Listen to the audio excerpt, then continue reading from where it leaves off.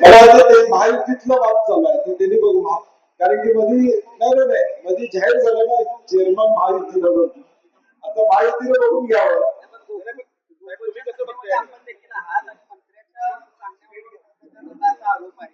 मी तेच म्हणतोय की महायुती म्हणून एकमेकाला तिने बघून घ्यावं ना कोण कुणावर आरोप त्या ठिकाणी करतोय.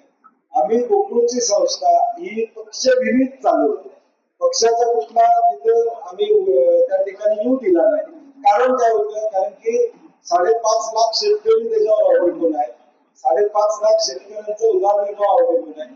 त्यांनी त्याला महायुतीचा झालर दिली. आम्ही कधीच दिली नाही. काँग्रेसचं म्हणणं नाही, महाविकास आघाडीचं म्हणणं नाही, कारण की कोऑपरेटिव्ह आहे. परंतु त्यांनी त्याला तशी झालर दिली. आता ते त्यांच्यातला वाद चालवायचा त्यांनीच उत्तर दिलं पाहिजे त्यांना. मला वाटतं खरं कारभार आमचा चोख आहे. शिवाजी पाटलांनाही माझी विनंती आहे की संस्था बदनाम करू नये अशी माझी त्यांना विनंती आहे.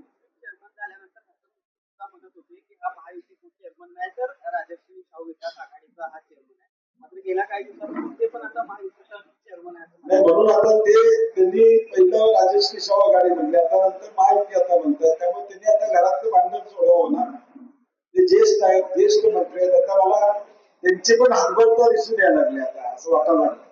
कारण की आता कोणी उठतंय आणि बोलतंय कोणी याकडे जातोय ऑर्डर त्या ठिकाणी करून घेतोय चाललंय काय आम्हाला कळत नाही.